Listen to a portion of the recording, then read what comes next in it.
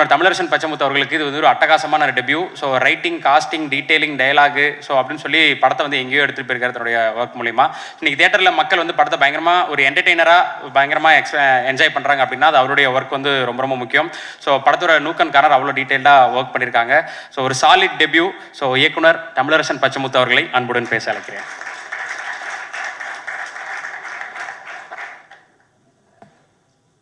வந்திருக்கிற press, peoples, social media எல்லாருக்கும் ரொம்ப நன்றி. இந்த படத்தை எடுத்துகிட்டு போய் அவ்வளோ தூரம் நாங்கள் நல்ல படம் பண்ணிட்டோம். பட் அது கமர்ஷியலாக போகிறதுக்கு உங்கள் சப்போர்ட் தான் வேணும். அதை நான் நினச்சதை விட நீங்கள் நிறையாவே பண்ணி கொடுத்துருக்கீங்க. ஸோ உங்களுக்கு மனமார்ந்த நன்றி. விஜய் மேலவா, மம்தா மேலவா, விநாயகம் மேலவா. நான் கஷ்டப்படும் போதெல்லாம் கூட இருந்தாங்க, இப்போவும் கஷ்டப்பட போகிறேன். வா கூட இருங்க, சீக்கிரம் வா, டைம் இல்லைன்றாங்க.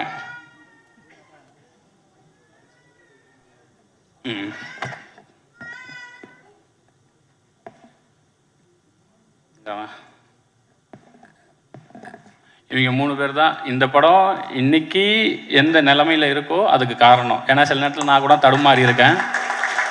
இது வந்து சரியாக இருக்குமா அப்படின்னு கேட்டிருக்கேன். அப்போல்லாம் வரும்போது ஏதோ எங்கே வாடா, முன்னாடி வாடா, அதுக்கு அங்கேயே நின்றுருக்கலாமே, இங்கே வா. இவன் அசோசியேட் எடிட்டரு. என்ன சொல்லப்போனால் இவன் எனக்கு தெரிஞ்சு இந்த ஒரு 1.5 வருஷத்தில் எப்படியும் ஒரு 10-20 நாள் பட்டினி கிடந்திருப்பான் என் கூட சேர்ந்து. ஆனால் ஒரு நாள் கூட அதை காமிச்சிக்கவே மாட்டான். அது மாதிரி ஏதாவது டவுட் இருக்குடா, இல்லைடா இது ஒர்க் ஆகுமா, ஒர்க் ஆகாதா அப்படின்னு யோசிக்கும் போதெல்லாம் அவன் தான் எனக்கு சப்போர்ட் பண்ணுவான். ஒர்க் ஆகாது சார்ன்றுவான். சரிடா அப்போ வேண்டாம் மாற்றிடுவோம் அப்படி சொல்லிட்டு அந்த கிரிக்கெட் போர்ஷன்ஸில் எனக்கு நிறைய கைட் பண்ணான். ஒரு சில நேரம் இவர்கிட்ட நம்ம ரொம்ப ஓவராக நோ சொன்னோன்னா கோச்சு பாடுறான்னு சொல்லிட்டு மூஞ்சை மட்டும் அமைதியாக வச்சுக்குவான். அப்புறம் அடுத்த நாள் ஆனால் அதையும் சொல்லிடுவான், சார் இல்லை சார் அது செட் ஆகலை அப்படி சொல்லிட்டுவான். ஸோ அந்த மாதிரி இவன். இந்த படத்துக்கு டைட்டில் எல்லாருமே சொன்னாங்க ரொம்ப நல்லா இருக்குது, கனெக்டிவிட்டியாக இருக்குது அப்படின்னு சொல்லிட்டு. ஆக்சுவலாக அந்த டைட்டில் ஃபஸ்ட்டு நான் வைக்கும்போது எனக்கு பிடிக்கல, எனக்கு இந்த டைட்டில் பிடிக்கல. ஆனால் சரி எனக்கு டவுட் வந்துன்னா ஓட்டு தான், எல்லாருக்கும் விட்டு பார்ப்போம், ஒர்க் ஆச்சுன்னா இது பண்ணலாம் அப்படின்னு சொல்லிட்டு அப்போது அந்த டைட்டில் எனக்கு சொன்னது வந்து இவன், அதுக்கு சப்போர்ட் பண்ணது இவங்க. ஏன்னா என்ன டைட்டில் வைக்கிறதுனே தெரியல. அப்போ வந்து எங்கள் டீம் பேர் வந்து அந்த சர்க்கிளில் ரப்பர் பந்து டீமு, அதாவது அதை வச்சு ஒரு படம் பண்ண போகிறதுனால ரப்பர் பந்து டீமுன்னு சொல்லும்போது அவன் தான் சொன்னான் ரப்பர் பந்தே நல்லா தானே இருக்குன்னு. அதில் நான் பண்ண ஒரே வேலை ராவுக்கு பதிலாக லா போட்டது மட்டும்தான். ஸோ அந்த கிரெடிட் அவங்களுக்கு தான் போகும். தினேஷ் அண்ணா, இதில் நான் ஏன் தினேஷ் அண்ணா அப்படின்னா, அந்த குழந்தையே நீங்கள் தான் சார் அப்படின்னு சொல்லி நடிக்க வைக்கிறது வேற, அந்த குழந்தைக்கு அப்பா சார் நீங்கள் அப்படின்னு சொல்லி நடிக்க வைக்கிறது வேற. நீங்கள் ஹீரோ, ஆனால் ஹீரோ எனக்கு அப்பா அப்படின்னு சொன்னால். ஸோ அவர் என்கிட்ட என்னன்னு தெரில 15 நிமிஷம் தான் கதை கேட்டிருப்பார். 15 நான் சொன்னேன் இது மாதிரி 2 குண்டு இருக்குண்ணே அப்படின்னேன். எங்கே குண்டு போடு பார்ப்போம் அப்படின்னாரு. நீ உங்களுக்கு இந்த இதில் 40 வயசு 41 வயசு இருக்குண்ணே, அது குண்டு கிடையாதுரா அப்படின்னு சொல்லிட்டாரு. சரி 2வது குண்டு சொல்லு அப்படின்னாரு. நான் கதை சொல்லிட்டே வரேன். ஒரு 10 நிமிஷத்தில் அந்த குண்டு வந்துடும். அது உங்களுக்கு பிடிச்சதுன்னா கன்டினியூ பண்ண சொல்லுங்கள், இல்லாட்டினா நான் அப்படியே அனுப்பி விட்டுருங்க அப்படின்னு சொல்லிட்டே வந்தேன். 10வது நிமிஷம் நீங்கள் வந்து அந்த துர்காவுக்கு அப்பா அப்படின்னு ஒரு நிமிஷம் அப்படியே பார்த்துட்டு கன்டினியூ பண்ணுறா அப்படின்ட்டாரு. அப்போது அதுக்கப்புறம் ஒரு 15 நிமிஷம் ஃபுல் கதை வேணாண்டா, நீ எனக்கு க்ரக்ஸ் மட்டும் சொல்லு அப்படின்னு சொன்னேன். இதுக்கப்புறம் மிட் என்ன எண்டு என்னன்னு மட்டும் சொல்லுனாரு. ஓகேன்ட்டேன். ஆனால் எனக்கு தெரியல எப்படி ஓகேன்னு நானே கொஞ்ச நேரம் ஆனால் ஓகே தானே அப்படின்னு. ஆமாடா ஓகேடா நான் பண்ணுறேன் அப்படின்னு சொல்லிட்டாரு. வாடா போட சொல்ல. அப்புறம் அது கோச்சு நான் எப்படா உன்னை வாடா போட சொன்னேன் அப்படின்னு சொல்லுவார். தமிழ்னு சொன்னார்.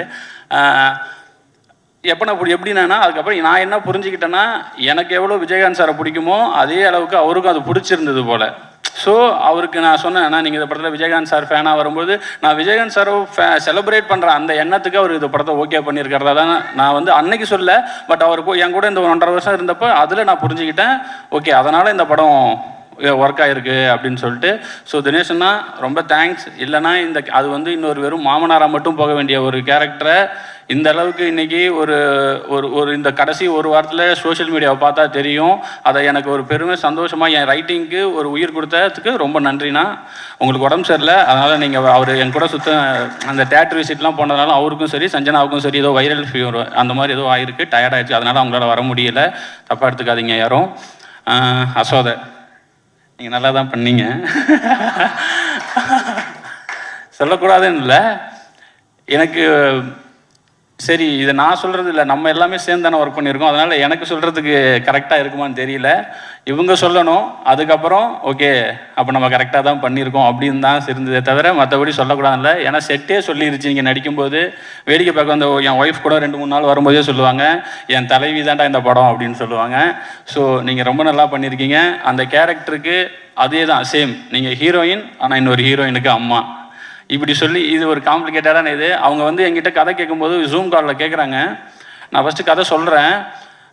அவங்களோட எண்ணம் என்னென்னா தமிழ் சினிமாவில் ரீஎன்ட்ரி வேணும் சார். இப்போ அவங்க எவ்வளோ எமோஷன் பேசுனாங்களோ அது அப்படியே என்கிட்ட சொன்னாங்க. நான் ஒரு செகண்ட் கதையை சொல்லலாமா வேணாமான்னு யோசித்தேன். பட் சொல்லிடுவோம், சொல்லிவிட்டு அதுக்கப்புறம் என்ன சொல்கிறாங்கன்னு சொன்னோம். அவங்க சொல்லி முடித்தவொடனே அவங்க ஓகேன்ட்டாங்க. அவங்க ஒன்றே ஒன்று தான் கேட்டாங்க, சார் எனக்கு நான் எந்த லாங்குவேஜ் பண்ணாலும் தமிழில் ரீஎன்ட்ரி ஆகணும், எனக்கு தமிழில் பிரேக் கிடைக்கணும் சார், நான் அதுக்கு தான் இவ்வளோ பண்ணிகிட்டு இருக்கேன், உங்களை நம்பி நான் இறங்குறேன் சார் அப்படின்னு. ஹாப்பியாக பண்ணிங்க. அப்போ இது சக்ஸஸ் மீட்டு தான். ஸோ அவங்க ஹாப்பினா கண்டிப்பாக நானும் ரொம்ப ஹாப்பி. நான் இந்த படம் பண்ணது என்னுடைய வெற்றி பை ப்ராடக்டாக தான் பார்க்குறேன். அசோதைக்கும் தினேஷ் அண்ணா அவங்களுக்குமே சரி, 2 பேருமே கிட்டத்தட்ட ஒரே காலகட்டத்தில் தான் இருக்காங்க, ஒரே இதில் தான் இருந்தாங்க. அவங்களுக்கு ஏதோ ஒன்று தேவை, அது கிடைக்காம சுற்றிக்கிட்டே இருந்தாங்க. அது இந்த படத்து மூலிமா கிடச்சிருக்குன்னு அவங்களுக்கு நம்பினாங்கன்னா நான் ரொம்ப ஹாப்பியாக இருப்பேன். நான் தான் அது ஃபஸ்ட் ஆளாக ஹாப்பியாக இருப்பேன். ரொம்ப தேங்க்ஸ் இந்த கேரக்டர் எனக்கு பண்ணி கொடுத்ததுக்கு உங்கள் 2 பேருக்குமே. ஹரிஷ் ப்ரோ, நான் இந்த கதையை எழுதி முதல் ஹீரோவே அவர்கிட்ட தான் ஃபஸ்ட்டு சொன்னேன். ஒரே மீட்டிங் தான் பண்ணுறேன்னு சொல்லிட்டாரு. ரொம்ப தேங்க்ஸ் ப்ரோ, அன்பாக வந்ததுக்கு. சாப்பிடவும் அவர் பேசும்போது சொல்லுவார்னு நினைக்கிறேன். சாப்பிட விடாமல் அனுப்புனது, சாப்பிட விடாமல் வேலை வாங்கினது. ஸோ நிறைய கஷ்டப்படுத்தணும், கஷ்டம் வேணும்னே படத்தில் அது அங்கே தேவைப்பட்டுச்சு. அது எல்லாம் பொறுத்துக்கிட்டு அவர் நினச்சிருந்தாருன்னா ப்ரொடியூசர்கிட்ட பேசியோ இல்லை வந்து யாதோ சொல்லி இல்லை நான் வந்து எனக்கு சில இதுக்கெல்லாம் வேணும் அப்படின்னு கேட்டிருந்தாங்கன்னா ஆப்வியஸாக ப்ரொடக்ஷன்லேயும் சரிப்பா அதை என்னன்னு பார்த்துடலாம்ப்பா அப்படின்னு சொல்லியிருப்பாங்க. ஆனால் அவர் ஒரு நாள் கூட முகத்தை சுழிச்சதோ இல்லை வந்து பிரேக் விடாமல் நாங்கள் அவ்வளோ நேரம் அடின்னு அடித்த எதுவுமே இது வரைக்கும் இந்த நாள் வரைக்கும் எங்கிட்ட லைட்டாக முகத்தை கூட காமிச்சதில்லை. ஆனால் நான் நிறைய பண்ணியிருக்கேன், நிறைய டார்ச்சர் பண்ணியிருக்கேன். பட் எதுக்குமே இல்லாமல் அவர் இந்த கதையை நம்பி என்னையை நம்பி இது வரைக்கும் என் கூட ட்ராவல் பண்ணிட்டு இருக்காரு. நேற்று ப்ரொமோஷன்ஸ் வரைக்குமே அவர் வந்து என்னை அவ்வளோ பேக் பண்ணுறாரு, என்னை அவ்வளோ சப்போர்ட் பண்ணுறாரு. ரொம்ப தேங்க்ஸ் ப்ரோ. இதே மாதிரியே இருங்க, நிறைய பேர் சப்போர்ட் பண்ணுங்கள். சஞ்சனா அவங்களால வர முடியல, அவங்களும் அந்த கேரக்டருக்கு ரொம்ப நல்லபடியாக பண்ணி கொடுத்தாங்க. அந்த கேரக்டரை எழுதும்போது நான் கொஞ்சம் இந்த ஸ்கிரிப்டில் எனக்கு ஒரு டவுட்டுனா எனக்கு அவங்க கொஞ்சம் கம்மியாக எழுதிட்டோமோ இல்லை அது சரியாகுமோன்னு தெரியலங்கிற ஒரு டவுட்டில் இருந்தப்போ அந்த கேரக்டரையும் இந்த படத்தில் அந்த உமன்ஸ் கேரக்டர் எல்லாம் ஸ்ட்ராங்குன்னு சொல்லும் போது விட எனக்கு அசோதை எழுதும்போதே தெரியும் இந்த கேரக்டர் கண்டிப்பாக அதுக்கான வேலையை பார்த்துருன்னு. ஆனால் சஞ்சனா கேரக்டர் மேலே எனக்கு ஒரு டவுட் இருந்துக்கிட்டே இருந்துச்சு. பட் அவங்க அதை புல் ஆஃப் பண்ணி அதையுமே என் ரைட்டிங் கொஞ்சம் எலிவேட் பண்ணி கொடுத்தாங்க. ஸோ அவங்களுக்கு ரொம்ப நன்றி. ஜென்சனாக இருக்கட்டும், அவர் ஆர்ட் டைரக்டர், அவரும் ஒரு ஸோ இந்த கேரக்டர் வந்து எல்லாருமே என்னென்னா ஒரு கட்டத்துக்கு மேலே அவங்க எந்த டிஸ்டர்புமே பண்ணல. சரி இவர்கிட்ட ஏதோ ஒன்று கேட்குறாரு அதை கொடுத்துருவோன்னு சொல்லி வெயில்லையும் மழையிலையும் எனக்காக அவ்வளோ பண்ணி கொடுத்தாங்க. உங்கள் எல்லாருக்கும் ரொம்ப நன்றி. டெக்னீஷியன் டிகேபி இன்றைக்கி வரல, அவர் வேறு ஷூட்டில் இருக்கார். அவர் அப்படி இந்த கதை அவர் வந்து கரெக்டாக இந்த படம் ரொம்ப லவ் டுடே ரிலீஸ் ஆச்சு. அவருக்கு வந்து வேறு நிறைய கமிட்மெண்ட்ஸ் வந்துச்சு. அவர் நினச்சிருந்தா போயிருந்துருக்கலாம். ஆனால் இந்த கதையை படிச்சுட்டு அவருக்கு ஜென்யூனாக இல்லை இந்த கதையில் ஒரு ஜென்யூனிட்டி இருக்கிறதால நான் போக மாட்டேன், நீங்கள் என்றைக்கு ஷூட் பண்ணாலும் சொல்லுங்கள் நான் வந்துடுறேன் அப்படின்னு சொல்லிட்டு இதுக்கு ஒரு பக்கம் மகாராஜா ஷூட் போய்கிட்டு இருக்கு. நைட்டு வரைக்கும் அங்கே போயிட்டு காலைல ஆனால் என் ஷூட்டுக்கு வருவார். கிட்டத்தட்ட ஒரு 30 நாள் தூங்காமல் கொள்ளாமல் வேலை செஞ்சுருக்காங்க. ஸோ டிகேபி ரொம்ப நன்றி. தினேஷ் மனோகரன் காஸ்டியூம் டிசைனர் தினேஷ் மனோகரன் ஊரில் இப்படி தான் சட்டை போடுவாங்க, போய் ஷோரூம்லாம் ட்ரெஸ் எடுக்காதீங்கன்னு மட்டும்தான் சொன்னேன். அவர் எங்கே போய் எடுத்தாருன்னு தெரில.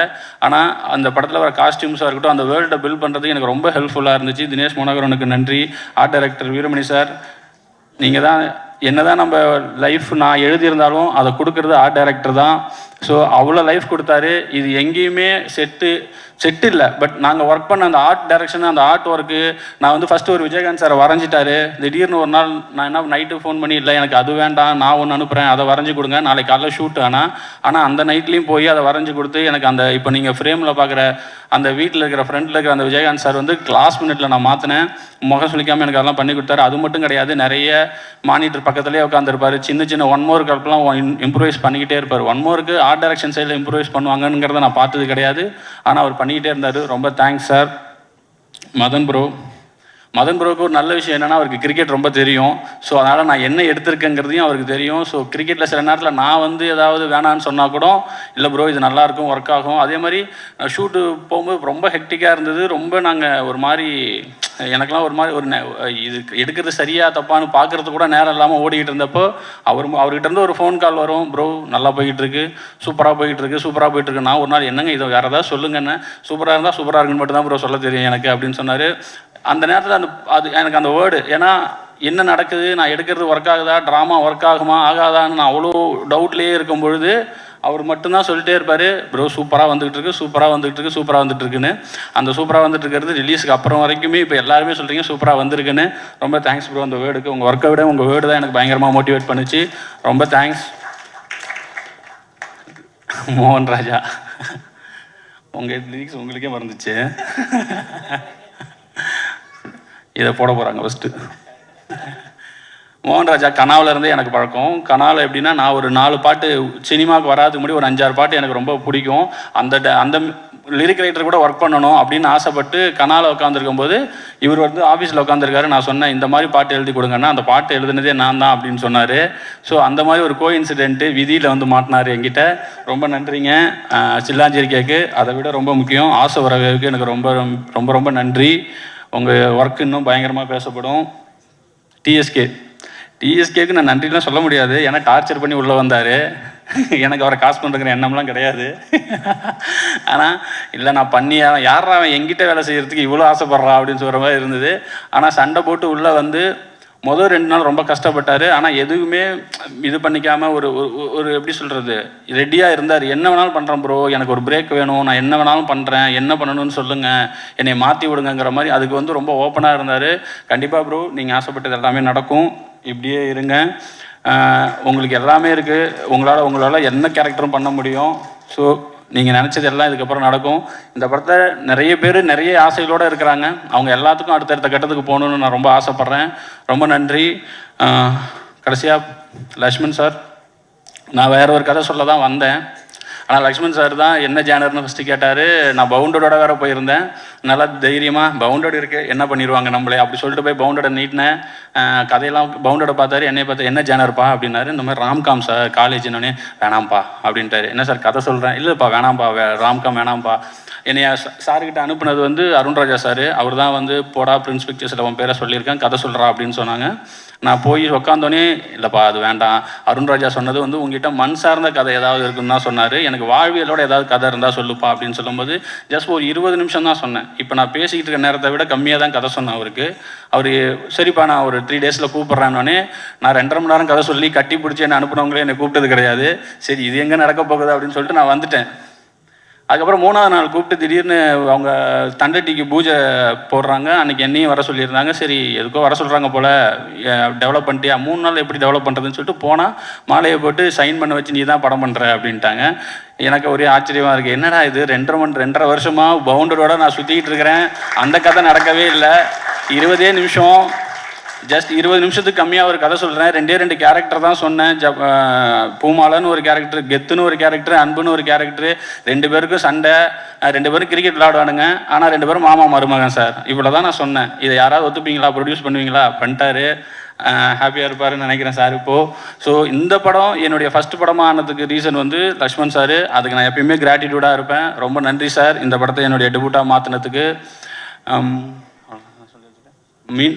ஷான் எங்கேயும் வரமாட்டா, மறந்து போயிடுறாரு. ஷான் வந்து எப்படின்னா, நான் எப்படி அமைதியை விடுறேன்னு இருக்கணும், அதுக்கு ஆப்போசிட்டு பேசிகிட்டே இருப்பார், எனக்கும் சேர்த்தே பேசிகிட்டே இருப்பார். பாட்டெல்லாம் போட போயிடும், 5 நிமிஷத்தில் பாட்டு போகிற வேலைலாம் முடிஞ்சிடும். அந்த பாட்டை போட்டு முடிச்சுட்டு சினிமாவில் என்ன நடக்குதுன்னு பேசுவோம். லஞ்சில் ஆரம்பித்து டின்னர் வரைக்கும் பேசி முடிச்சுட்டு அதுக்கப்புறம் ஓகே தலை பாட்டு நாளைக்கு வந்துடுனாரு. மொத்தமாக எனக்கு 2 பாட்டுக்கு சேர்த்து மொத்தமே 3 டியூன் தான் கொடுத்தாரு. அதில் 2 டியூன் எனக்கு ஓகே வச்சு ஷானை நம்பி நம்ம சில நேரத்தில் விட்டுறலாம்.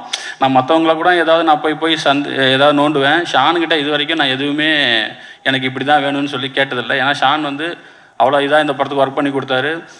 இந்த படத்துக்கு ரொம்ப கஷ்டம் வேறு நீங்கள் பிஜிஎம் பண்ணுறது. ஏன்னா அந்த கிரிக்கெட்டில் வெளியில் காமெடி பண்ணிகிட்டு இருப்பாங்க, உள்ளே 2 பேரும் இன்டென்ஸாக இருப்பாங்க. அதுபோக கமெண்ட்ரி வரும், சவுண்டுக்கு வேறு வேலை இருக்குது, இதுக்கு நடுவில் மியூசிக் வரணும். இத்தினோண்டு கேப்பில் ஒரு எமோஷனை கன்வே பண்ணணும். ஸோ அவ்வளோ ஒரு 6 மேட்ச் இருக்குது, அந்த 6 மேட்ச்சுக்கும் அவ்வளோ ஒர்க் இருக்குது. ஆனால் ஷானுக்கு நான் அவ்வளோ 1 மோர் நாங்கள் வந்து திரும்ப கேட்போம், இல்லை இன்னும் பெட்டராக வேணும். ஆனால் எதை பற்றியுமே கவலைப்படாமல் ஷான் வந்து எனக்கு அவ்வளோ அழகாக பண்ணி கொடுத்தாரு. ஷான் ரோல்டனுக்கு இது கண்டிப்பாக என்னென்னா நான் எடுத்த படத்தை விட இந்த படத்தை இன்னும் பெருசாக காமிச்சதில் ஷானுக்கு வந்து ரொம்ப மிகப்பெரிய பங்கு இருக்குது. ஸோ ஷான் ரொம்ப நன்றி. நீங்கள் இது பிஸியாக இருக்கீங்க வரல நீங்கள், ஆனால் உங்கள் ஒர்க்கு இந்த படத்துக்கு அப்புறம் இன்னமும் பேசப்படும். நான் ரொம்ப ஆசைப்பட்றேன். ரொம்ப நன்றி வந்திருக்க எல்லாருக்கும். மீண்டும் சொல்கிறேன், இந்த படம் நான் நிஜமாலுமே சொல்கிறேன், இந்த படம் ஹிட் ஆகும்னு நான் நம்பினேன். ஆனால் இவ்வளோக்கு அளவு கிரிட்டிக்கலாகவும் சரி இதான் எனக்கு இவ்வளோ பேர் கிடைக்கும் இவ்வளோ இது நான் நிஜமாலுமே நினச்சி பார்க்கல. நான் அன்றைக்கி ஹரிஷ் ப்ரோட்ட கூட சொன்னேன், ப்ரோ நம்ம 2 பேரும் ஒரு 3-4 மணி நேரத்துக்கு வேறு யாராவது ஆகி இந்த படத்தை ஒரு தடவை பார்த்துடணும், நிஜமாலுமே இந்த படம் இப்படி இருக்கான்னு நம்ம வாட்டி செக் பண்ணிடணும். இவ்வளோ வர்றது எனக்கு வந்து ஒரு மாதிரி என்னடா இது நம்ம தான் பண்ணோமா அப்படிங்கிற மாதிரி இருக்குது, எனக்கு ஒரு மாதிரி சரியலாக இருக்குது. அப்படி போன ஐயோ கம்முனி அப்படின்னு சொல்லி பேசிட்டு இருந்தாரு. ஸோ ஹரிஷ் ப்ரோ இன்னும் சொல்லலாம், ஷூட்டிங்கை விட ஷூட்டிங்க்கு அப்புறமும் சரி அந்த எனக்கு எப்பப்பெல்லாம் வந்து சப்போர்ட்டாக இப்போ வந்து ஒரு பிரதர் மாதிரி ஒரு கட்டத்தில் நான் வந்து ஹரிஷ் ப்ரோலாம் விட்டு இப்போ ஹரிஷ்னே பேச ஆரம்பிச்சிட்டேன். ஸோ ரொம்ப தேங்க்ஸ் ப்ரோ, அந்த இடத்துக்கு எனக்கு ஸ்பேஸ் கொடுத்ததுக்கு ரொம்ப நன்றி. மீண்டும் பத்திரிகை ஊடகம் சோஷியல் மீடியா எல்லாருக்கும் ரொம்ப ரொம்ப நன்றி. சப்போர்ட் பண்ணுங்கள். எனக்கு மட்டும் இல்லை, இந்த மாதிரி ஃபஸ்ட் பட டேரக்டருக்கு இன்னும் எல்லா படத்துக்குமே நீங்கள் என்ன எழுதுறீங்களோ அதுவும் சரி, அதுதான் வேர்ட் ஆஃப் மவுத்தாக மாறும். ஸோ சப்போர்ட் பண்ணுங்கள். ரொம்ப ரொம்ப நன்றி. யாரையாவது விட்டுட்டேன்னா என் ஒய்ஃபுக்கு நன்றி. நான் படம் எடுத்ததுக்கு இப்போ இந்த படம் எடுத்ததுக்கு இவங்க எல்லாருக்கும் நன்றி சொன்னேன். நான் சினிமாவில் இருந்ததுக்கு ரீசன், நான் ஓடி போகாமல் சினிமாவில் இருந்ததுக்கு ரீசன் என் ஒய்ஃபும் என் தம்பியும். ஸோ அவங்க 2 பேருக்கும் ரொம்ப நன்றி. என் தம்பி பேரை தான் நான் அன்புன்னு சொல்லிட்டு ஹரிஷ் ப்ரோக்கு வச்சுருக்கேன். ஸோ ரொம்ப ரொம்ப ரொம்ப நன்றி, ரொம்ப நன்றி, ரொம்ப நன்றி.